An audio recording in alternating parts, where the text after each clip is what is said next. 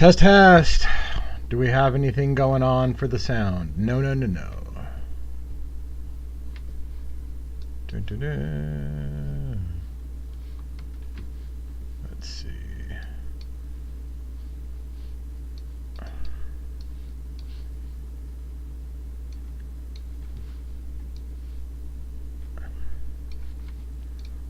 Welcome to YouTube. Can you hear me on YouTube? How are you? Can you hear me? Just making sure we got a sound sweet. And the volume's okay. Truth and Justice, True Crime with Anna D. That sounds familiar. How are you? Good to see you. All right, sound is good here. This is not my usual time to go live. I'm trying something new.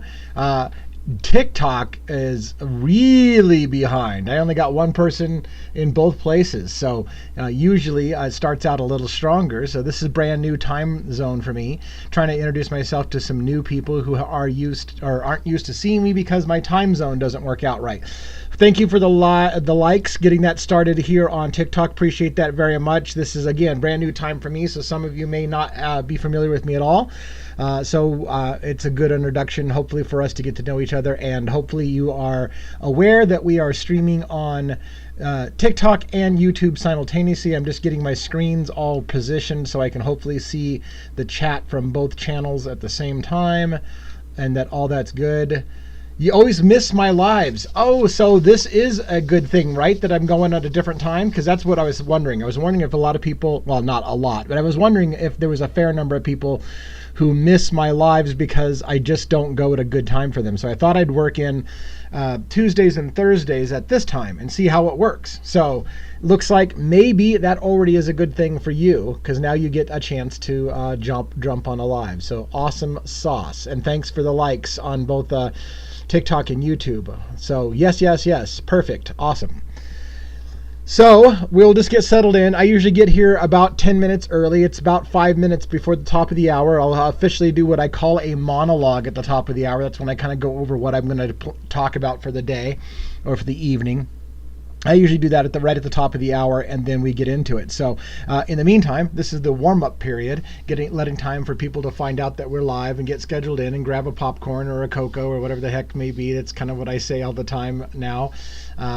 So this is a good time for MEG as well. That's or MEJ. So thank you so much. That's good. I will try to keep this up on Tuesdays and Thursdays at noon, so that people who are not in a great time zone for me on my regular schedule this will become a new regular schedule. So my plan is to do Monday, Wednesday, Fridays at 6 p.m. Pacific Standard Time, and Tuesday, Thursdays, maybe Saturday at noon. We'll see how it goes. So welcome to those who are settling in. Say hi. If this is your first time, let me know. If it's a regular time and you've seen me a lot, maybe let me know. Unless, of course, I recognize your name, and then I will know that I know. And we will get going here officially in about, what is that? Is it 4 more minutes? About 4 more minutes, and we'll get officially started, where I'll introduce myself a little bit if you're not familiar with my channel. And then I'll explain a little bit about what we do, and then we'll get right at it. So there we go. I've only seen you on Birdie's live. Oh, well, welcome for coming to see me by myself. I heard that Birdie is live all the time. So somebody said every time I turn on TikTok, Birdie's live. So I have been on Birdie's live a few times. We were supposed to go live on a regular basis on Mondays. That kind of didn't work out this last week. We're still trying to figure out if it is going to work out for us to go live together on a regular basis, or whether I'm just going to be an occasional drop in. So we'll see how that goes. We're working out the details. I love Birdie's show. I don't get to see his show a lot, but I love his vibe, I should say. I love his vibe. And I do watch a lot of his videos. And so, yeah, it's very cool. Awesome. Another person who's seen me from Birdie's lives.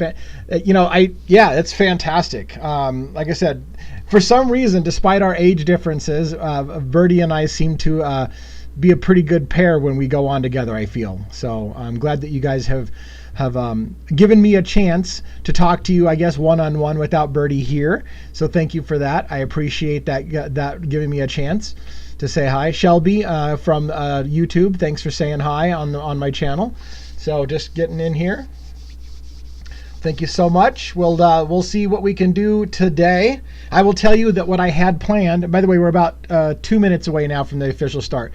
What I had planned for Monday night didn't go, in many ways did not go the way I planned. I had planned to go with Birdie. That didn't work out. Then I had a backup plan to go by myself and talk about a certain topic. That didn't work because I ended up letting myself be available for questions and answers, and the group dictated I was going in a different direction than I was planning on going in. I usually have a pretty scripted show.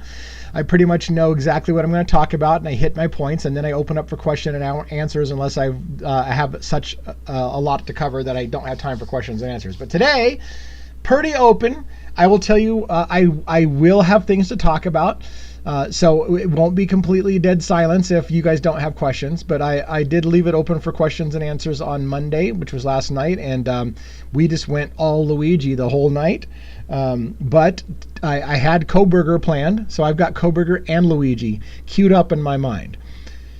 So yeah, and people do love to argue. I am not a big argument kind of guy. I love people being able to see multiple perspectives and hear a different opinion than just myself all the time, but I do not like to argue and I don't like to debate. So when we get back and forth on something and I realize that I've said the same thing more than once, I usually back out. I'm like, okay, I said this twice. I'm not adding anything new. We'll back out of that. Two of my favorite cases to follow, someone said. Idaho 4, Bryan Kohberger, and Luigi Mangione. Those are my two main cases. So it's awesome sauce that you are following the two main cases I follow. I've got other cases that I'm interested in. Of course, I'm interested in the P. Diddy case, but it doesn't quite fit my vibe. Matter of fact, we're at the top of the hour, so let me go ahead and explain my vibe, my channel. For those of you who are just seeing me maybe for the first time, and again, super low attendance, but so let's just kick back and be casual. So my channel, my big focus is the presumption of innocence until proven guilty in a court of law. That's my big thing. I look for high profile cases and I use those cases to try to educate people on the way law enforcement works, the way that mainstream media often basically convicts a person in the court of public opinion before they've even had their first day in trial. So I rail against the media. I rail against law enforcement tactics that are improper, and I'm critical of the judicial system, which in America is supposed to believe in the presumption of innocence until proven guilty in a court of law, and yet all too often people don't get a fair trial in America, as evidenced by a tagline I often say, which is that in a country where we have 4% of the world's population, we incarcerate 20% of the world's prison population, and that does not seem to go hand in hand with a nation that believes in the presumption of innocence until proven guilty. How come my live is so early? Because I'm trying something new. Lana, Luana, or however you pronounce it, I apologize for slaughtering. Normally my live times, and so again, for people who are new and want to know what's going on, my live times are very, very consistent. Monday, Wednesday, Friday, 6 p.m. Pacific Standard Time. On Fridays, I'm adding an After Dark special, which is I will have a few drinks, if you will, cut off the TikTok stream where we can't talk about certain things. We let our hair down. It's a little bit more raunchy. It's a little bit more vulgar. It's a little bit more blunt because there's some things we just can't say on TikTok. And so I'm simultaneously streaming on TikTok and YouTube. YouTube, I believe, in my assessment, is more freedom of speech oriented. TikTok is not really, has a ton of inconsistency in their guidelines. So what I do is I try to talk for the TikTok audience while I'm streaming for TikTok, simultaneously broadcasting to YouTube. Most of my content is long form content. I have a lot of long videos. I talk a lot. I never stop talking. I almost never take a breath, as you've indicated right now by the fact that I haven't taken a breath yet. Okay, so anyways, I talk a lot. But anyways, long form content's my thing, my specialty. YouTube's my main platform. That's where I'm trying to build everything. But I want to stay on TikTok until they kick me off of TikTok. But sometimes on Friday night, we're going to do an after show. So at 7 p.m. Pacific Standard Time, after my 6 o'clock live, we'll go with that After Dark time, which is going to be a little bit more adult oriented. In fact, it's 18 plus to participate. But I decided that I wanted to see if I could capture some new people to the Devil's Advocates by going at a time that maybe some of you haven't been able to get into. And I've already gotten a notice from Truth and Justice and BJ that this is a time that they normally don't get to see my live, and now they get to see my live. So fantastic. It already is working out. We'll give it a try for a while and see if this midday slot for Pacific Standard Time works out for some of the people who are able to participate. So again, I cover Bryan Kohberger's case and Luigi Mangione's case. I'm open to questions and answers for the day, just to kind of get to know each other. And I realized that last night when I was asking for questions and answers, I got a lot of questions and answers I've been talking about for months. And people were asking for the first time. It had never heard me talk about something I've been talking about for months. So again, because this is a new time slot for me, maybe you guys also aren't aware of where I'm at. So you guys have questions. If you guys have questions about Luigi Mangione or Bryan Kohberger, fire them at me. I'll try to watch both my channels and see and let you know what I'm thinking. If you want me to just start covering some of the things that I've been doing this week, I can let you in on that. So what I'm going to do, I'm going to go ahead and let you know what I'm doing this week and what's going on behind the scenes, if you will. And then I'm going to be watching both my chat channels in TikTok and in YouTube. And if I see something, and by the way, sometimes I have moderators. So if I have a moderator in the room, please let me know. I've got a moderator here. Pin a comment for me if there's something that I need to address. But in the meantime, I'll kind of tell you what's going on this week. So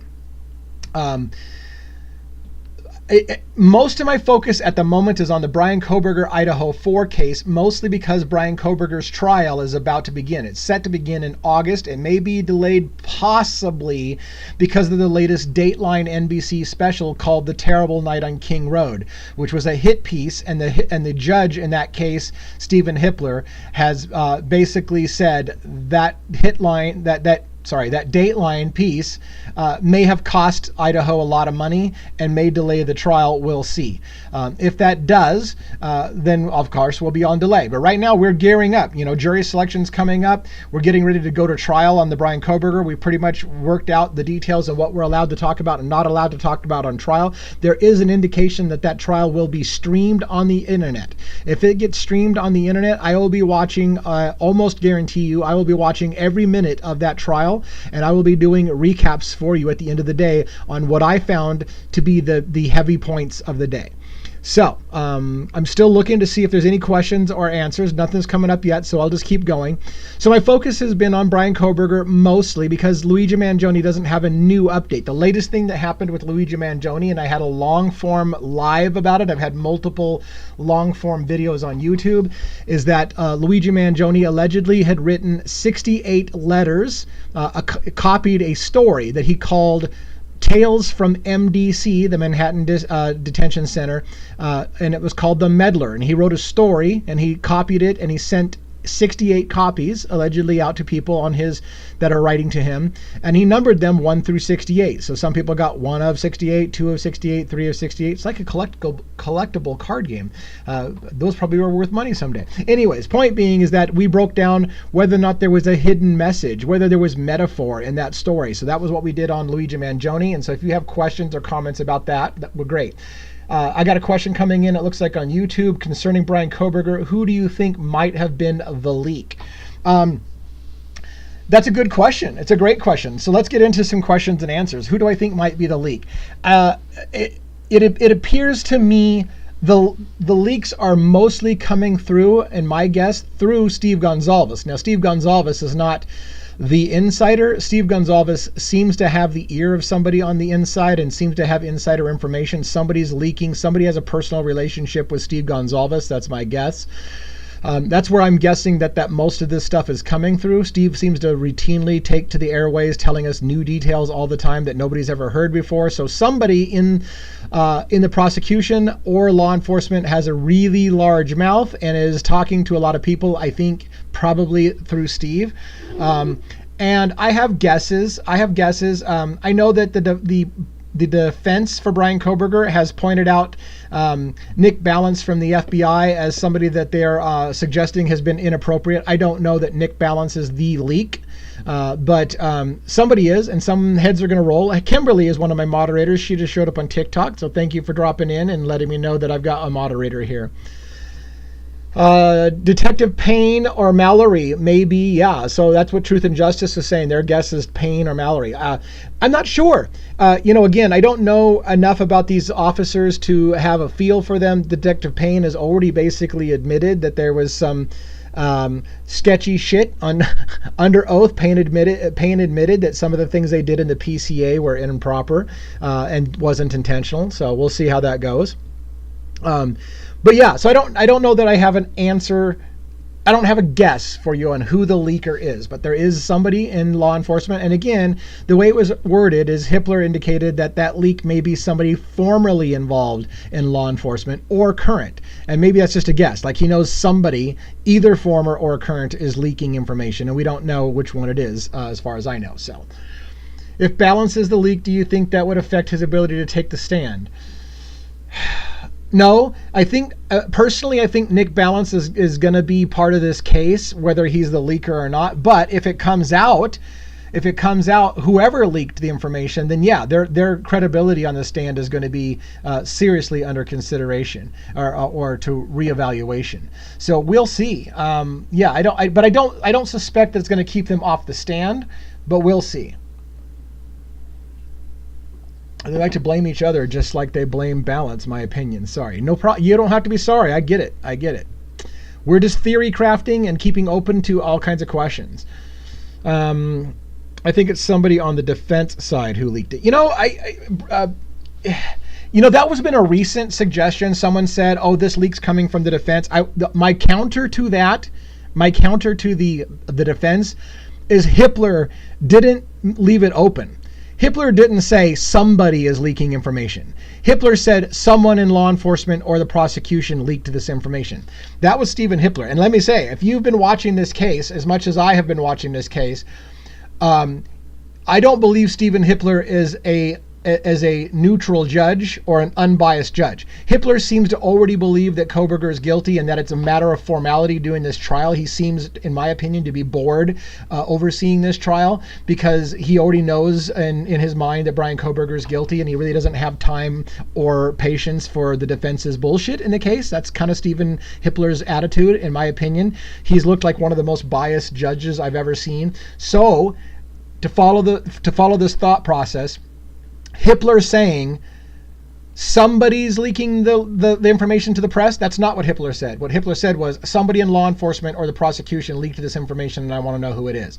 So the fact that Hippler doesn't take the opportunity to blame the defense or to suggest the defense is in on it suggests that he knows damn well it's coming from the prosecution side or law enforcement side. So that's my take. My take is Hippler has every reason in the world to blame Ann Taylor as the leak or her side as the leak, and he did not. He didn't leave any ambiguity that somebody's leaking and it could be the defense. He called out prosecution or law enforcement. So that's my take. Who do you think Ann Taylor's alternative perpetrator?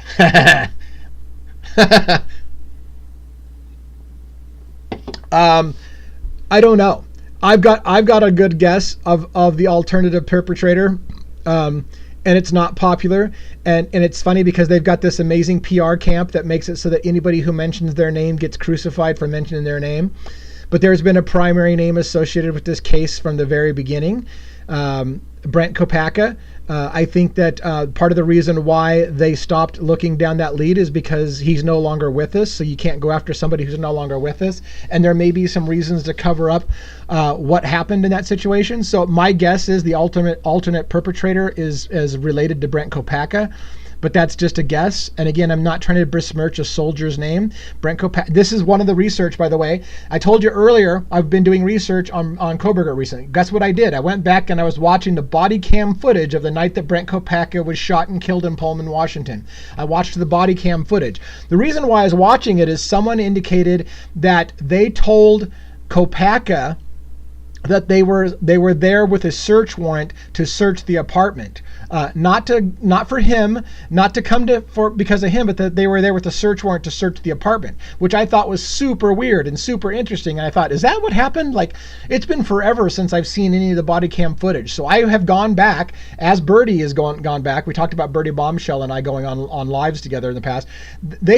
We both started going back to the very, very beginning and watching some of the stuff that happened in the very beginning. And I want to clarify clarify. No, I do not believe law enforcement in Pullman, Washington showed up with a search warrant to search the apartment. Because I will tell you, as I watched the body cam footage again, just between you and me, I heard the moment that they asked for a search warrant for the apartment. They were already in a standoff with Kopaka at that time, or Kopaka. So the standoff was already going on, and they were waiting for the search warrant approval. So it does not appear to be the rumor that I heard that they came there with a search warrant for the apartment, and then the whole Kopaka thing broke down. No, the Kopaka thing was going on, and in the process of the standoff with Kopaka, if you want to call it a standoff, they were seeking a search warrant and waiting for that. So that was a correction that I found. I got a pinned comment here. I thought it was he threatened his roommates. Yes, the original call supposedly was that he was threatening his roommates, and so again, I wanted to catch that. And in fact, on the on the body cam footage, you see a person who identifies them as a roommate. You see him talking about another roommate who's still in the apartment at the time, who the police officers, refer to as a young black man. I think his name was Clarence, as what they identified on the call. I think that was his name. They get him out of the Christian. Christian was the young black male who was inside the apartment. So yes, originally the call came in because Kopaka, according to the very, very first person you see on that body cam footage, the officer's asking him what's going on. And he said, hey, look, our roommate has been getting more and more agitated over the last few hours and just told us, you guys better get out of here because I'm gonna shoot you in about 5 minutes. I'm gonna kill you guys in about 5 minutes. And so that roommate got out of the apartment, addressed an officer, and told him that story. Hey, look, our roommate's unstable. He's going a little nuts. I think he even indicated that Christian, the roommate who was still inside the apartment, didn't know Kopaka well enough to know that this is kind of a normal thing for him. That was one of the things I found super interesting. As I'm going back and I'm watching these videos for the first time again, if you will, or with new fresh eyes, I'm like, wow, how did I miss this the last time? There was something super weird, by the way. Super weird. Again, watching these videos from 2 years ago when I watched them the first time and kind of forgetting about, there was like no furniture in that apartment. When the police opened the door for the apartment where Kopaka is in the apartment, there's no furniture. You see a clear shot of the living room and it looks like a fireplace across the wall. There's no furniture, no coffee table, no couch, no anything. It looks like an empty apartment complex. Empty. It looks like there's nothing in that room. I find that super fucking weird.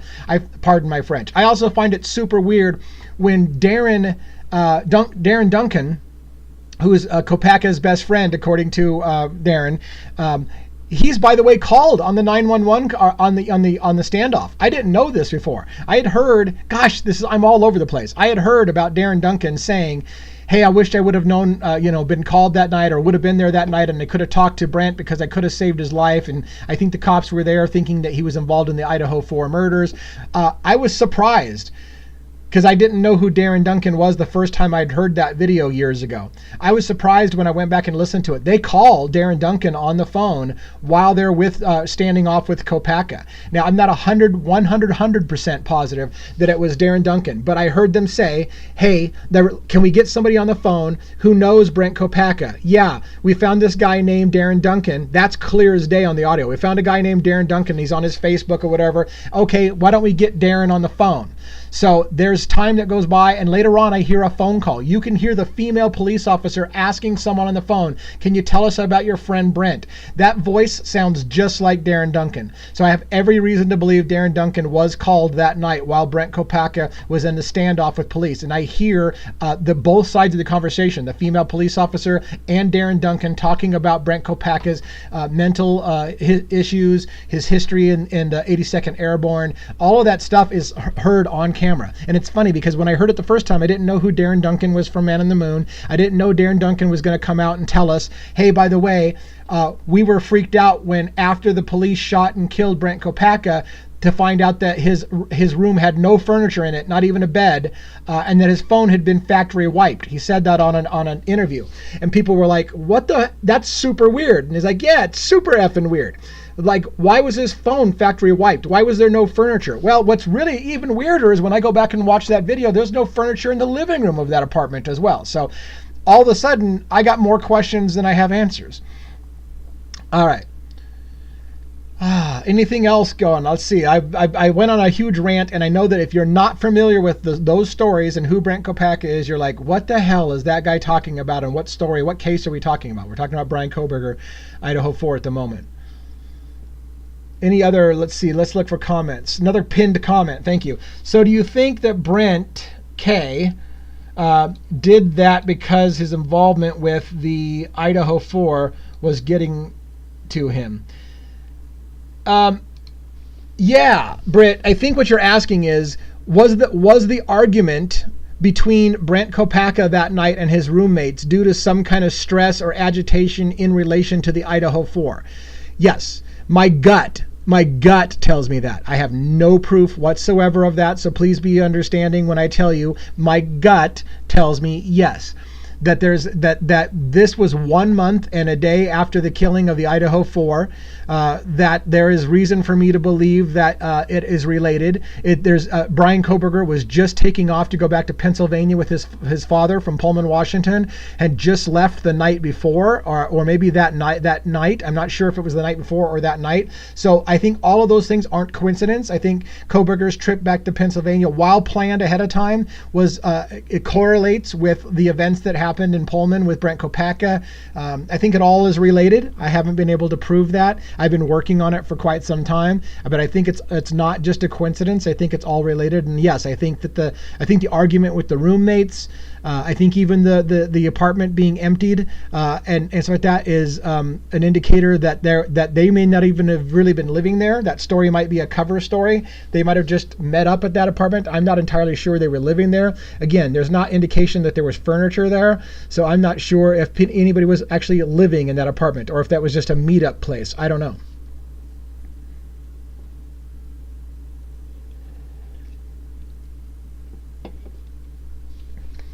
It's super, super weird to me. I think that there's more going on. And so if I had more time on my hands and more investigative chops, I would be trying to look into those roommates a bit more and how they ended up with a man. Were those college students? Those were young males, they said, allegedly, you would presume, college students of Washington State University. Brent Kopaka, by the way, was not a student of Washington State University. Brent Kopaka was not a student of University of Idaho. He was not a student. He was a much older individual than those individuals. So what was this older man doing with these young guys living there? Why was he there? Was he living there, or was he just shacking up there for a period of time? Was he just in town meeting with them? There's all kinds of weird shit. Like, for example, gosh, I don't even know where to start. Like, for example, the previous time that Brent Kopaka is seen on camera being interviewed by police in a previous altercation, and they ask him what room he stays in. He mentioned living in the Pimlico apartments. Well, when he was shot and killed, he was in the Coffee House apartments. They are not the same apartments. They asked him how long has he been living in Pullman, Washington, in the Pimlico apartments. I think he said a matter of months. They said, what room number do you live in? I don't know. You don't know what your room number, your apartment number is that you live in the Pimlico apartments? You don't know your room number? I don't know what room I'm staying in. How do you not know what room was he surfing couches? Is that why he doesn't have any furniture? There are more questions today than there are answers.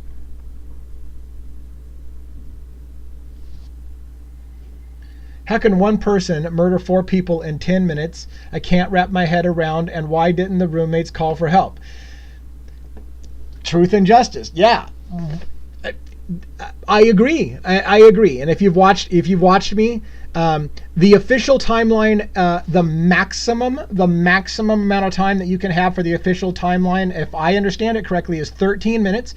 That's 4:07 a.m. when you see the white Elantra, if it's even white, but let's go with white. So if you see the white Elantra show up at 4:07 a.m., it's still in motion.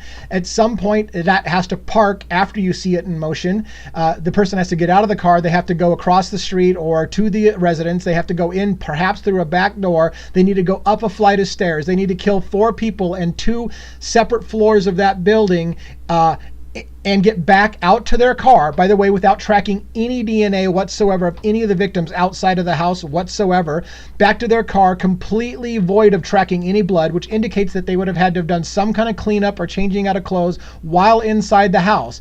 All of that happens with the maximum of 13 minutes, because that's the time you got from 4:07 when the car is seen arriving, still in motion, and 4:20 when you see the car speeding off. That's 13 minutes if I do my math. 4:07, 4:20 minus 4:07. Is that not 13 minutes? It seems like it's 13 minutes. But then you factor in logistically, how much time does it take you to get out of a car, walk to the house, go up the stairs, down the stairs, get out of clothes? Now you're saying 4 people were murdered on 2 separate floors in the space of probably 8 to 10 minutes. And then a lot of people will say, well, you're an idiot. That's easy to do. Look at Gray Hughes Investigates. He can get on a 3D model and shake his camera and say, here, I'm going to simulate an attack. So here's me shaking the camera. There's an attack. There's an attack. There's an attack. You can see I can do this for 30 seconds. Look at that. I could have killed 70 people in that amount of time. Look at how much time it takes me to shake this camera for 30 seconds. Okay, I'm out of there. I'm leaving. See, it can totally be done. That's not a realistic scenario, but it looked great for some people, and they're like, yeah, totally, man, that's all the time in the world. 8 minutes to kill 4 people, totally doable. I don't buy that shit at all.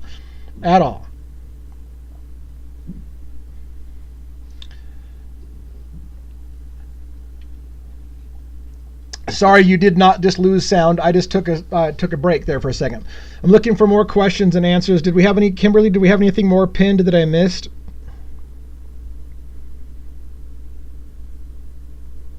Any comments from YouTube? I'm just trying to catch up a little bit. This is kind of what happened to me last night. Like, I had a scripted show. I was going to talk about certain things, and then questions went through the roof, and I just went with the questions. It's kind of what I'm doing today.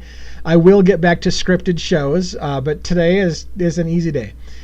Just like that 7 minutes that's missing, that's like 6 or 7 miles away from the crime scene. Right. There's a lot of problems with this case. A lot. And again, if you cherry pick your circumstantial evidence, you can make anybody look guilty you want to look guilty, is mostly what I'm saying. What are your thoughts about them meeting tomorrow with only a day notice? Thoughts about them meeting tomorrow with only a day notice. Are you talking about in the Kohberger case? Is there a scheduled hearing tomorrow on something that I don't know about? I'm not familiar with what you're talking about. Okay, I'm unfamiliar that there's a meeting tomorrow with only a day's notice. If that's the case, that emergency hearing is likely related to the leaker. Because again, remember, Hitler wanted within 7 days an answer as to who's leaking to the media, and I want an answer, and I want heads to roll, and I want there to be punishments, and I would imagine that's what the emergency hearing would be about. About the survivors? Okay, I'm not sure. You're talking about like Dylan Mortensen and Bethany Funk? There's an emergency hearing about them in particular? I'm not familiar. Looks like I have some research to do.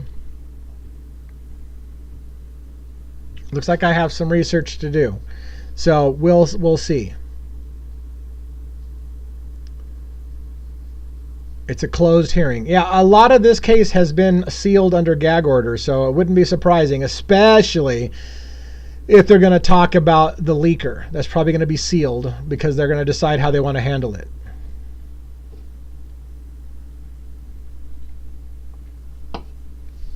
Phoenix was talking about it. Okay.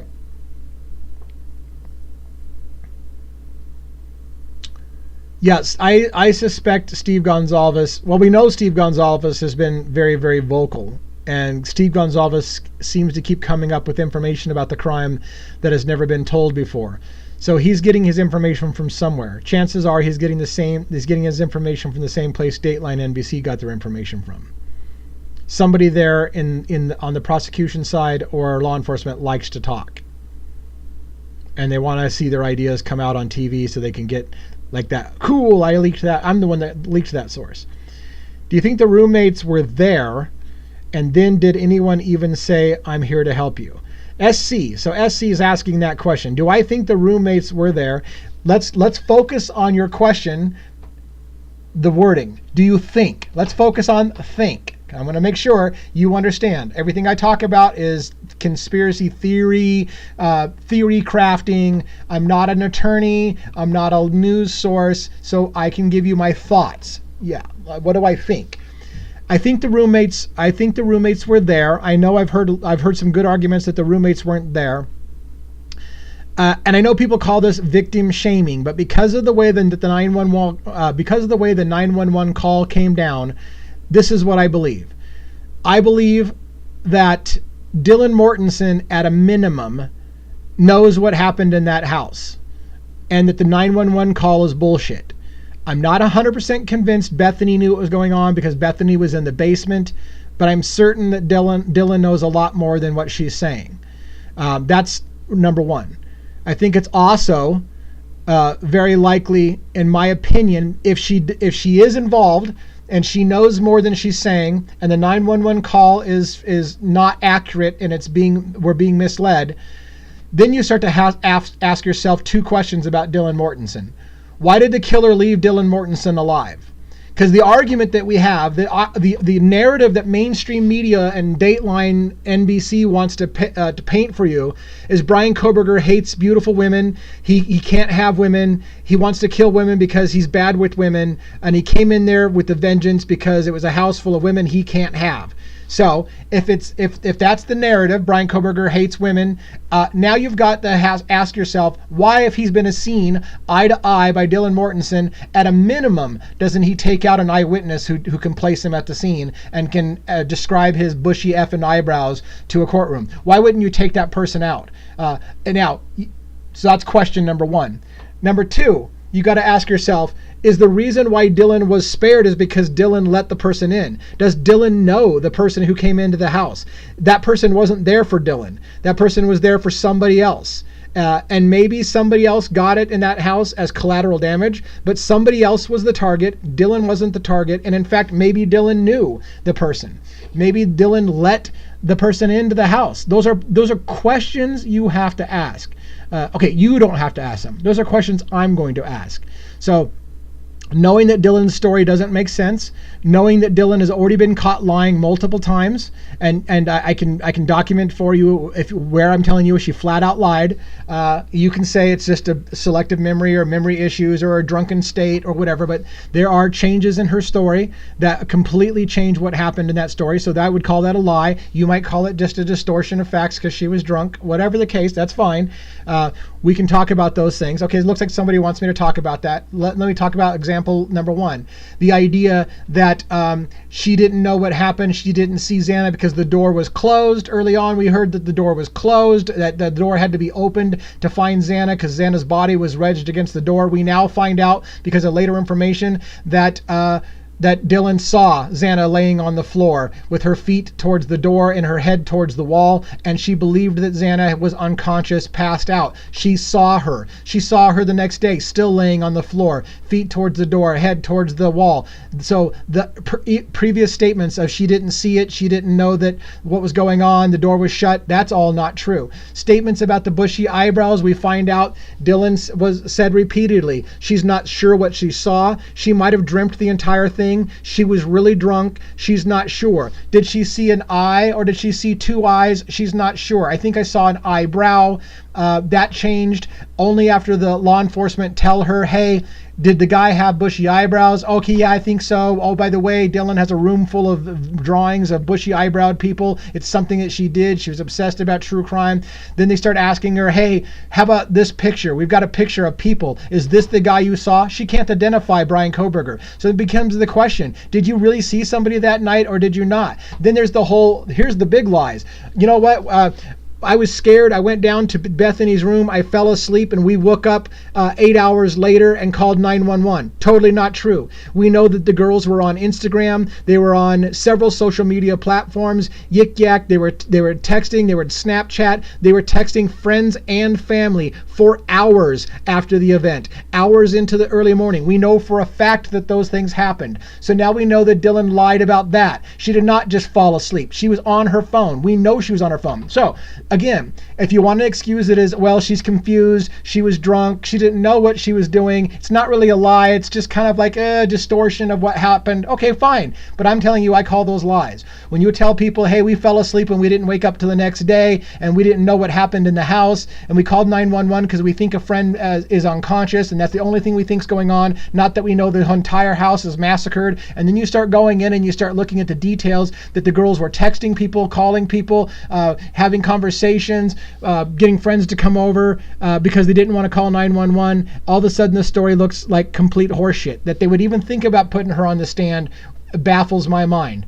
There's no credibility there whatsoever in that story. And so, leading to the other question that was asked, do you think she heard, it's okay, I'm here to help? This is one of the things that supposedly Dylan Mortensen, it's okay, I'm here to help. So, let me get two things straight. Okay, let me get two things straight. If all the other things that she said is a lie, meaning she didn't just fall asleep. She was actually texting people. She was on her phone. She was awake. It's not true that the door was shut and she didn't see Xana. She now knows that she saw Xana laying on the floor. If all these things are not true, why is it we would take she heard somebody say, I'm here to help? Why the hell would you even remotely think that that's something we can hang our hat on? Because all the other things are turning out to not be true under examination. So And I don't mean to attack anyone who's still holding on to that. What I'm asking you is to use your critical thinking skills. If Dylan has lied about when she fell asleep, if she lied about when she woke up, if she lied about texting people and having conversations with people all that morning before calling 911, if the phone call doesn't match up with what she said she saw, then why would we hang anything on, well, I heard him say, it's okay, I'm here to help? Not only that, but there are indications that came out in documents that stated that there was indications that someone believes, in the prosecution, I believe, or law enforcement, that may have been something that was heard on TikTok, because Xana Kernodle, one of the victims, was on TikTok that morning during the attacks, and that we know that due to the activity on her phone, she was on TikTok. And there was a hint that the statement specifically, it's okay, I'm here to help, may have been something that was on TikTok. It may have been heard on the phone. It may not have been a physical person in the house talking to somebody, but it could have something been that was picked up on the cell phone playing a TikTok video of some kind. Does that mean that they know what video it is? Did they go back and find a TikTok video where somebody says in a TikTok video, it's okay, I'm here to help, and they're like, oh shit, that's what she was watching at that time in the morning? I don't know. But the point being is there is indication that they said that we're not sure that anyone said, it's okay, I'm here to help. That could have been picked up on the cell phone on TikTok.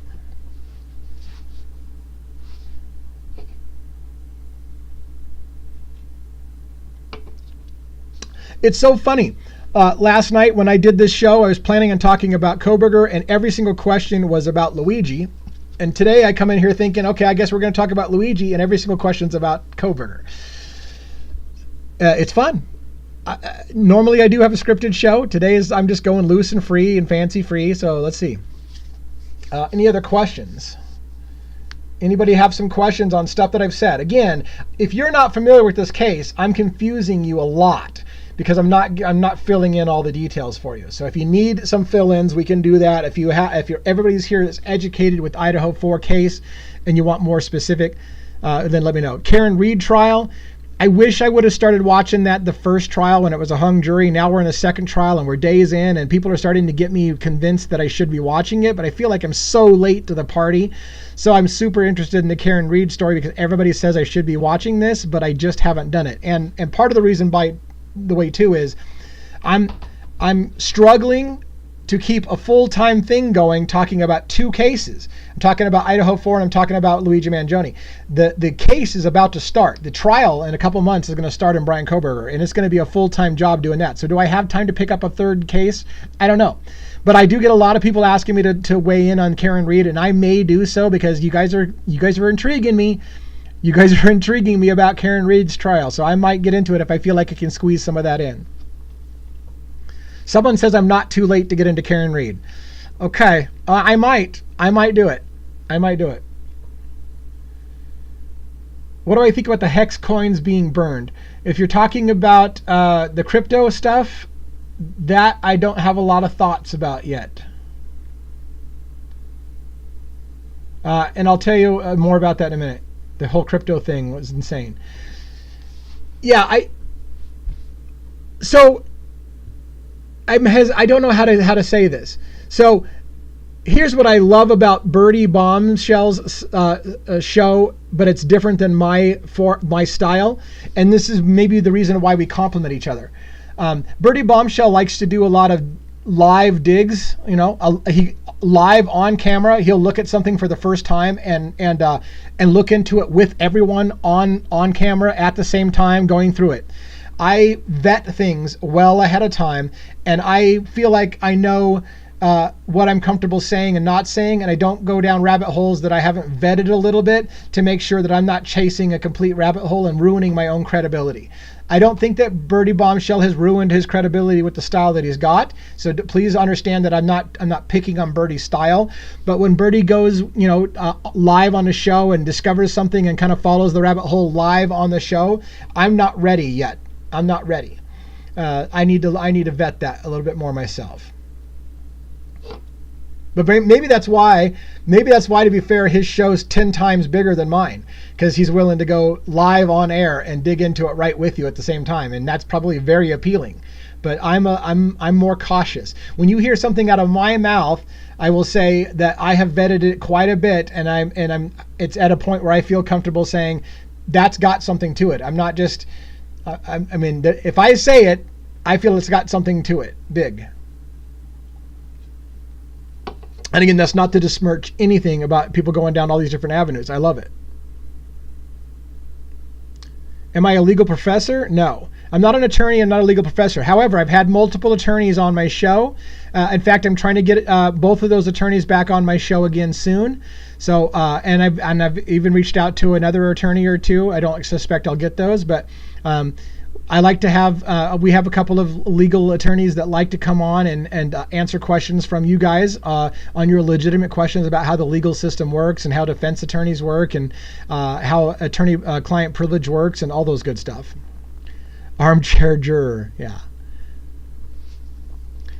I would say this about myself.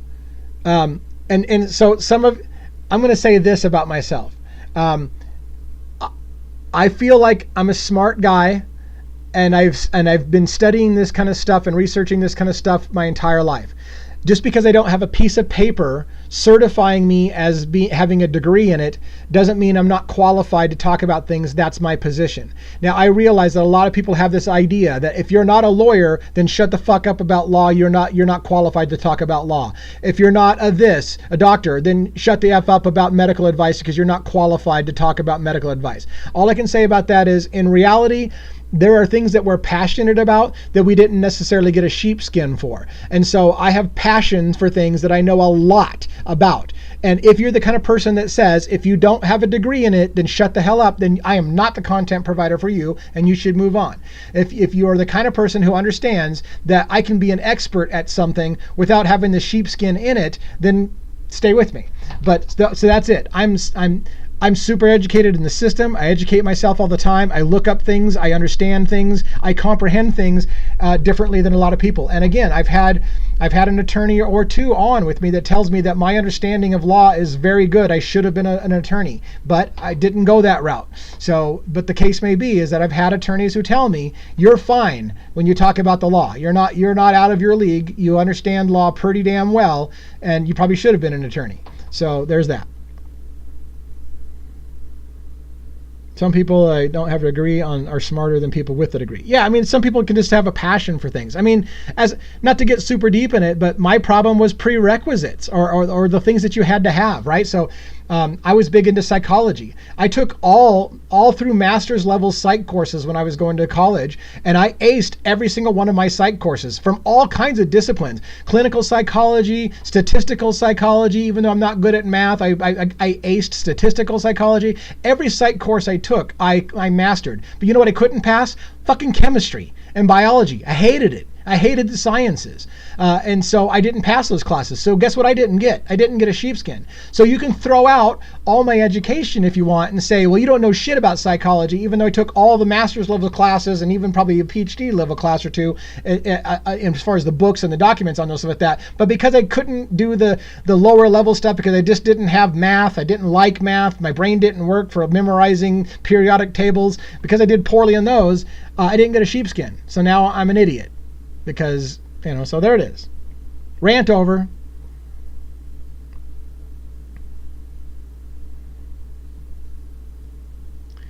Yeah, chemistry took me 3 times. It took me 3 times. And I'm so pissed As a side thing, I'm so pissed I didn't take chemistry more seriously. Had I realized that chemistry was the basis of everything and you use it all the time, I would have taken it more seriously. But in my young age, I felt chemistry was nothing but a bunch of memorization of shit that it will never be applicable. I was wrong. It is totally applicable. But until my mind made the turn and realized that I can actually use chemistry in some way, it just didn't stick with me and I didn't give a shit. I wished I had. But anyways.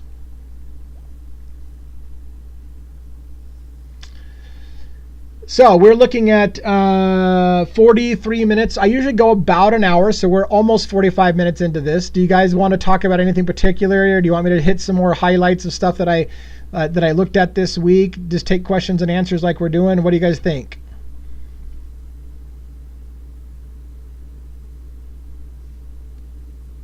I'm glad that I'm hearing from quite a few of you that this is a better time for you. So I'm making a commitment to you now. I'm going to try to do Tuesdays and Thursdays at this time. 12 p.m. Pacific Standard Time is what this is, or now it's 12:45 Pacific Standard Time.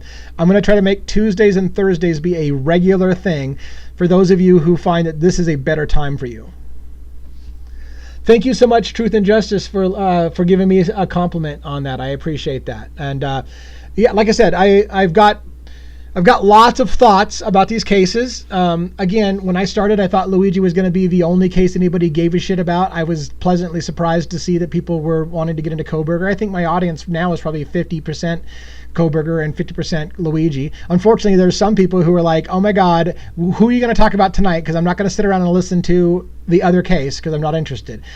The biggest flattery I've ever had from fans is saying, you know what, I was only interested in such and such case, but you got me interested in this other case. And I'm like, holy shit, that's so cool. Like, I actually convinced you to be interested in a case that you weren't interested in. So that's so cool.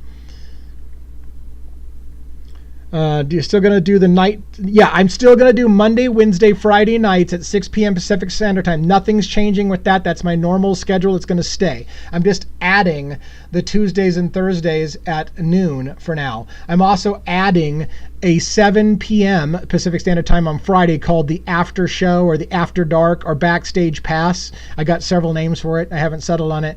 That's going to be for 18-year-olds and older, adults only, on YouTube only, not on TikTok, for blunt conversations and a little bit more raunchy style. I have people from time to time, by the way. I'm going to try to defend myself just a hair. Every once in a okay, personal rant for just a moment. Permit me a moment.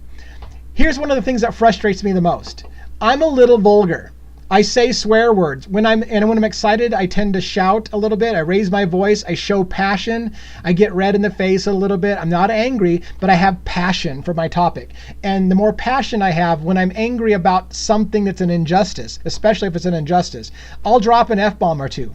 And I can't tell you the number of people who tell me, could you please stop saying swear words because I can't respect you? Could you please stop getting so excited because I can't listen to you when you do that? And all I can say is the frustrating part is that you can never please all the people all the time. And it's almost as if what you're telling me is you don't like me as a person, because that's me. That's me. I am a person who drops some F-bombs from time to time. I'm a person who swears from time to time. I'm a person who gets excited. So the answer, unfortunately, for people say, can you stop being yourself? No. I'm sorry. It almost feels a little insulting for you to ask me, can you stop being you because I really don't like you? Well, if you don't like me, find another content provider. So anyways, a content creator. So enough of that, because I don't want to tell people to find somebody else. That's not my point. But I do get a little frustrated sometime when everybody tells me, can you please do something else because I don't like you? If you don't like me, I'm not your guy. So there you are.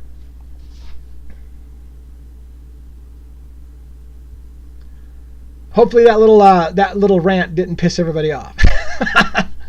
Any other questions? We got about 10 minutes left at least that I'm willing to hang out. I mean, I could be persuaded to stay longer, but at least I got 10 minutes in me. Let's see if we got any other questions.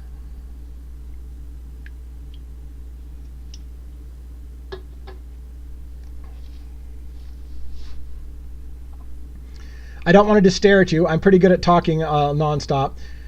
Good, you can throw the F word anytime. I use it as well and get excited when I start talking about Bryan Kohberger case. Thank you so much. Yeah, I mean, to be fair, I do try to limit the number of F-bombs for multiple reasons. One, because I realize that a well-timed F-bomb is deserved. When something's really there are things that are worthy of the F-bomb, in my opinion. Now, when I have the After Dark show on Friday night, and I've had a few social lubrication drinks, in me, then I let my hair down, and it'll be more frequent. So don't come to the after show, 18 plus show, if vulgar language does it. In the meantime, I will do my best to minimize. I'm not going to stop altogether, because I've already said several. Thank you for the gifts. Love the teddy bear. That's fucking up. See, sometimes a well-timed F-bomb is warranted. That was one of them. Thanks for the teddy bear. Anyway, so yes, I will from time to time drop some stuff. I will try to limit that on TikTok because TikTok's not fond of it. I will try to limit it a little bit on YouTube's main channel, because if you drop too many, they'll kind of slow down your monetization potential, or not even that. They won't send you out to the masses, right? They'll stop sending it to the masses because they'll be like, well, this guy's a little too edgy. So if you want to get your name out there and you want to get more followers and also that and play that game, you can't drop too many F-bombs. But certainly you can drop quite a few on YouTube. But anyways, so where it's going is, again, long rant over. I will try to keep it a little bit low. I'm currently on my way home from New York City and saw a bunch of Luigi stickers. Awesome. You know what I would love to do? I mean, this is a pipe dream, and it's probably never going to happen. It's a pipe dream. But I would love to be able to go to I've never been to New York in my entire life. I would love to be able to go to New York when Luigi's trial starts. I just don't know if that's humanly possible for me. I'm actually in a stage now where I'm kind of in retirement, and I got a very small amount of nest egg to be able to support me through the rest of my life. And so if I can pull it off, I will pull it off. But I've never been to New York. I've always wanted to be to New York, and I thought to myself, well, it's a good year away. It's going to be scheduled sometime in 2026. Can I pull it together somehow to attend some part of that trial in New York? We'll see. Oh, and yeah, some people are saying, please come because we'll be there. That would be so cool. That's another part of my pipe dream. I would love to meet some of you guys in person. I'm a very sociable person. If I can get to the point, let me say this. Even now, I'll say this. I'm in the Pacific Northwest. I'm in Oregon, Idaho, Washington stomping grounds. If you guys are around there, I'd love to meet up with somebody. I like to meet people. I would love to meet people. I'd love to go out to New York and meet people. I'd like to, if I could travel somewhere, I'd love to meet people who watch the show and get to have a coffee with you or a soda or a drink or whatever. I would love that. The only thing that makes me nervous is I don't want to get shot and killed. And I know a lot of people don't like what I have to say, and I'm just waiting for some nutbag to go, yeah, sure, Mr. Devil's Advocates, tell me exactly where you're going to be at Tuesday at 12, because I'm going to come gun your ass down for shaming the victims in this case, and shame on you for those poor girls, and I'm going to gun you down because you're an asshole, and I'm going to shut your mouth. So I would love to meet you guys, and I would travel to meet some of you, but I don't want to get shot. Oh, I got to try and verify myself on TikTok to stay running. Okay. All right. Looks like we're good. So, any other questions? What do we got here? Couldn't the trip to New York be considered tax deductible? Yeah, Renee, if I do go to New York, it'll definitely be a business expense. The one thing that I did for sure on the Devil's Advocates is I formed it as an LLC so I can have some tax benefits. So yes, if I can pull off going, I will definitely write it off as a business expense.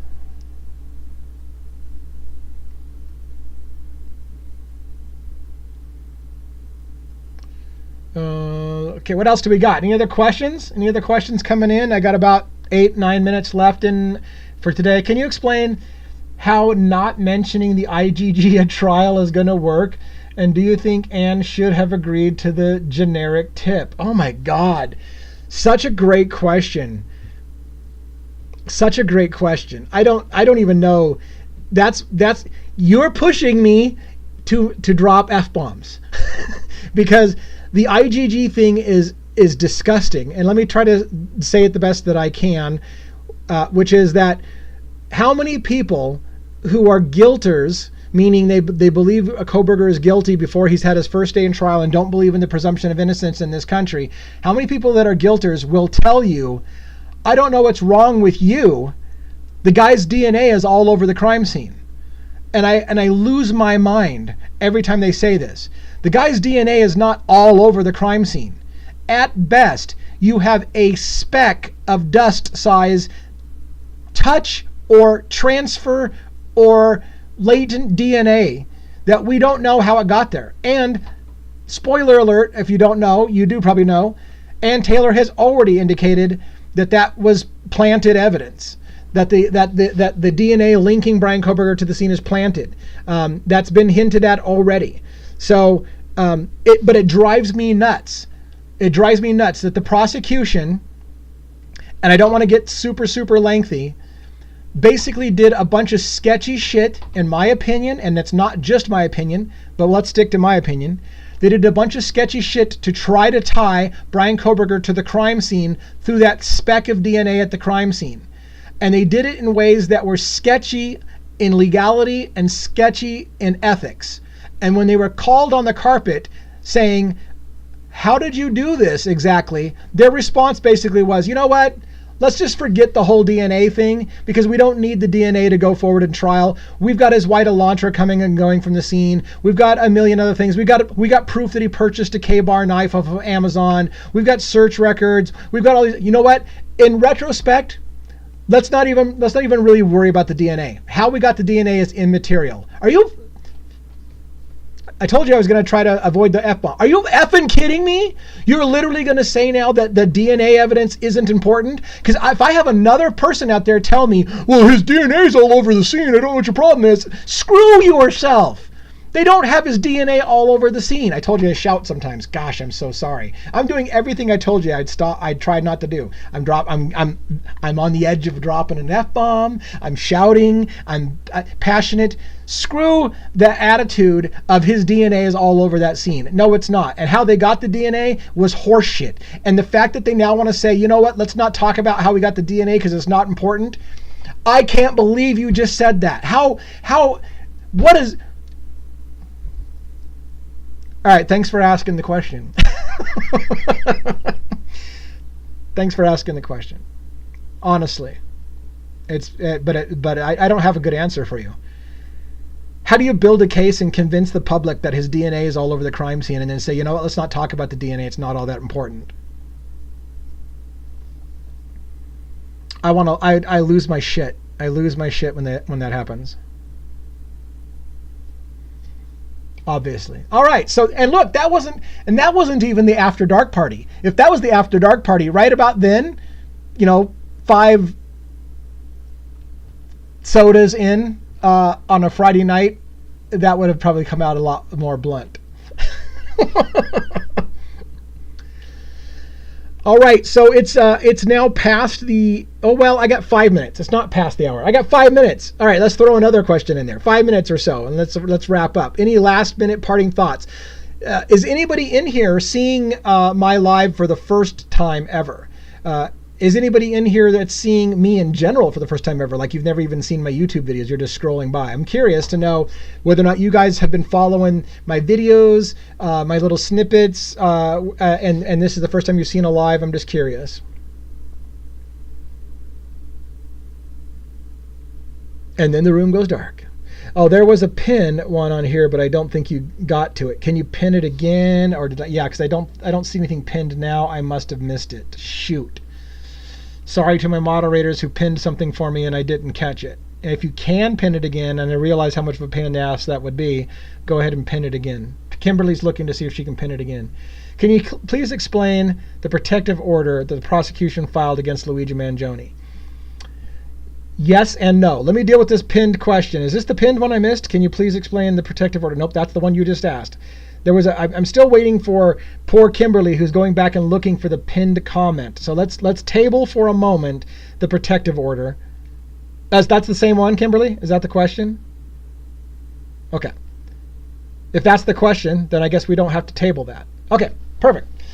So unfortunately, no, I can't explain the protective order other than Ali Benevento, who's been an attorney from South Carolina, has just recently did a video on this explaining that protective orders are relatively commonplace in cases, especially federal cases, so this is nothing new.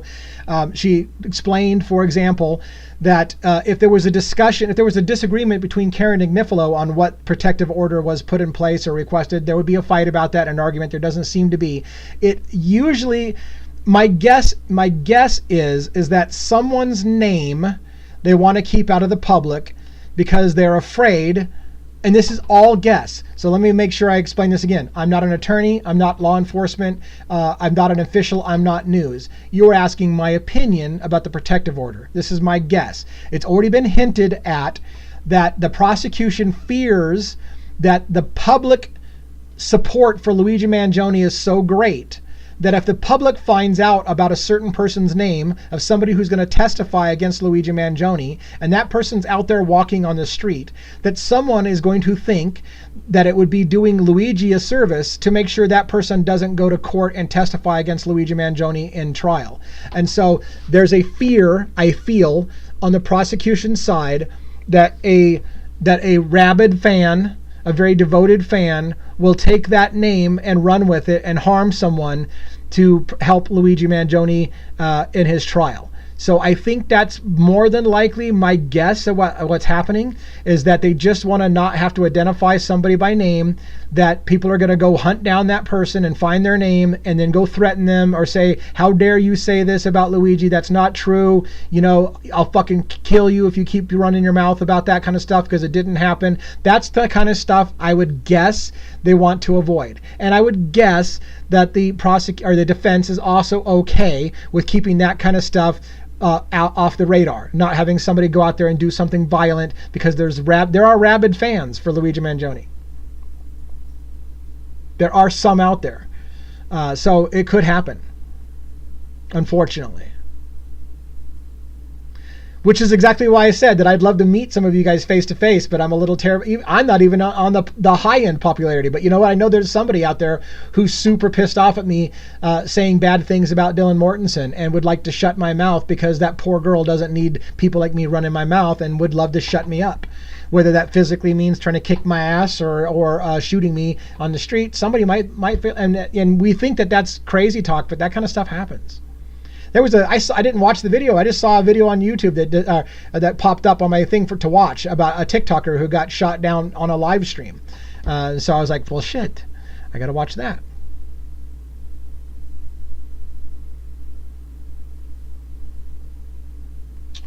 I found you about a week ago, and now you're one of my favorites. Just Amber. Thank you so much. Thank you so much. I appreciate that. I hope that I don't disappoint you. Just Amber, are you into the Kohberger Luigi case or both? I'm curious. Who is Dylan? One of the Idaho 4? No, Dylan Mortensen is a survivor of the Idaho 4. There were 6 girls living in the house at the 1122 King Road resident that was attacked. 4 people died, 3 girls and a boyfriend that was staying over there. 2 of the girls survived that lived in that house. One was Dylan Mortensen and one was Bethany Funk. They lived in the house, and they were there at the house, presumably, if you believe the story. They were there when the murders happened, and the killer walked past Dylan Mortensen, made eye contact with her, and then left the scene of the crime without harming her. And 8 hours later, Dylan called 911 and reported that her friend wasn't breathing and was unconscious. Was unconscious, and they couldn't wake her up. And that became the why is Dylan's story not make any sense? Like, your whole house was wiped out by a mass murderer who you saw, and you don't call 911 for 8 hours later, and then when you do call it, it's like, hey, my friend doesn't wake up and I don't know why. She didn't go upstairs. Supposedly she spent the night in the basement and didn't go upstairs to go check on her friend. In fact, she was texting and calling the friends who live in the house with her. She's texting and calling them. She doesn't go out of her bedroom and just walk upstairs to see if her friend's okay. If she thinks her friend was passed out drunk, if you think your friend's passed out drunk, do you not just walk upstairs and see if you can help her? No. She waits 8 hours and calls 911. Actually, she doesn't even call 911. A friend calls 911. Anyways, that's who Dylan Mortensen is.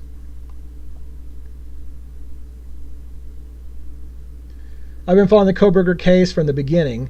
I don't know much about the Luigi case, but I've started watching your videos on it, so I'm getting caught up soon. Awesome sauce, Amber. I think you're gonna well, I hope you're going to enjoy the Luigi case as well. So I've got lots of long form video on YouTube, and it looks like that's where you're chatting me from, is YouTube. So I've got playlists.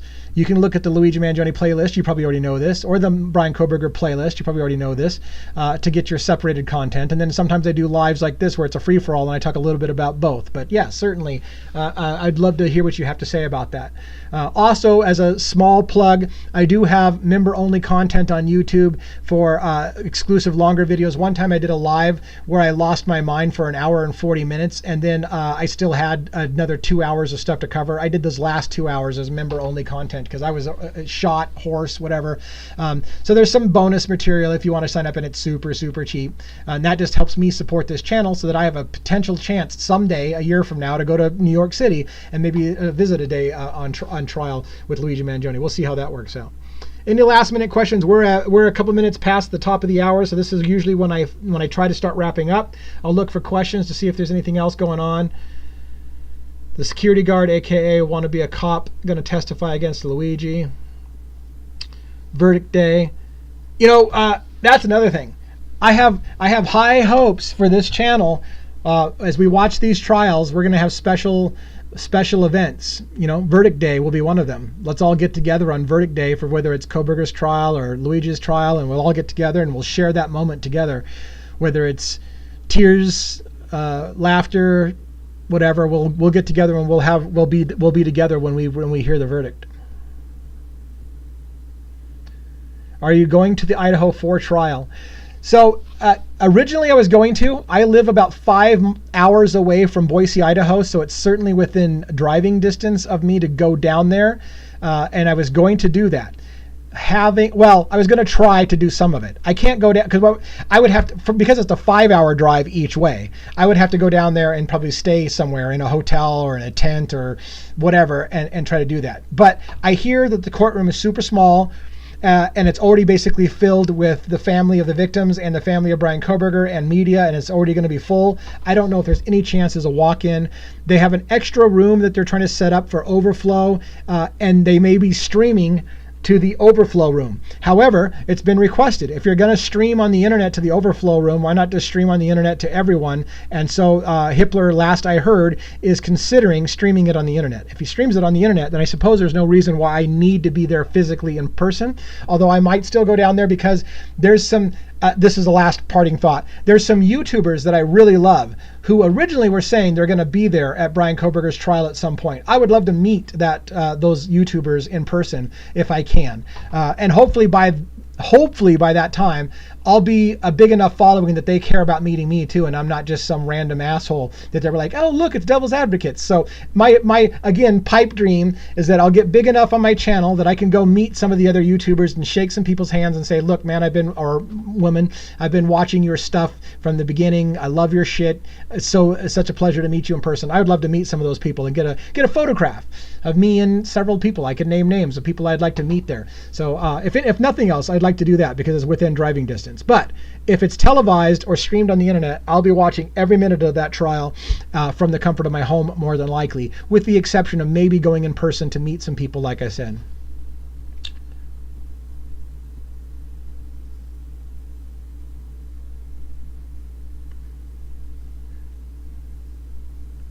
Yeah, Renee. So Renee was bringing up the P. Diddy thing.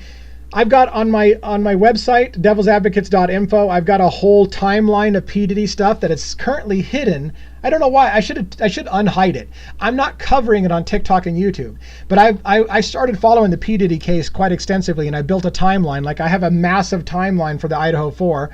In fact, if you look, let me tease my last thing. If you're new here, let me tease one more thing before I go out. If you're looking above me in TikTok, I've got a screen on my website. It's on the side of me if you're on YouTube. I'm going to show you Idaho 4 across the top. This is at devilsadvocates.info. Here's my Idaho 4 summary. And if you look, I've got dates going back from 1986 all the way through. I've got pictures. I'm going to just scroll a little faster.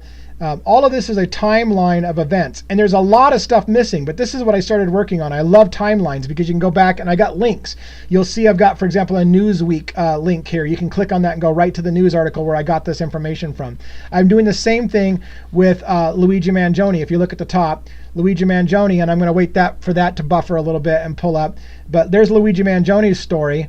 And you can see I've got a bunch of green text. This is what I call follow the money. Anything in green has to do with the money trail. United Healthcare, purchase of Change Health, Department of Justice in investigations into United Healthcare, the selling off of the stock by CEOs of United Health Group and Healthcare. All of that stuff's in here. Big, huge timeline, pictures of the shooter. Hey, that's Jake Gyllenhaal at the hostel. Oh, wait a minute. I think that's supposed to be Luigi Mangione.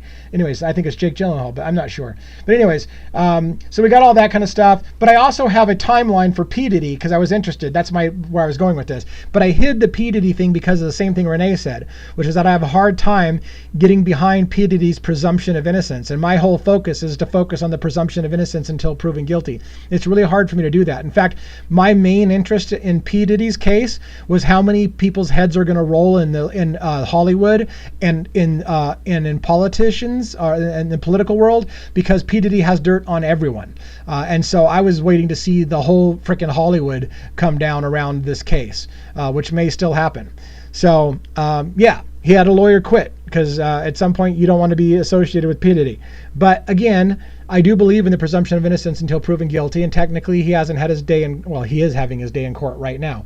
But anyways, that's it, people.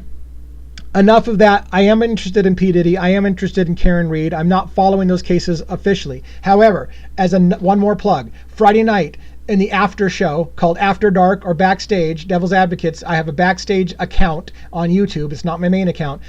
Those kind of questions are open. We did talk about P. Diddy. We talked about P. Diddy, and we talked about the women involved in the scenario and how women relate to the P. Diddy case. We can't even talk about that on TikTok. So if you want to talk about those things, I advise you, follow me on YouTube, find my backstage account. It's called Backstage, Devil's Advocates Backstage, and participate in that as well.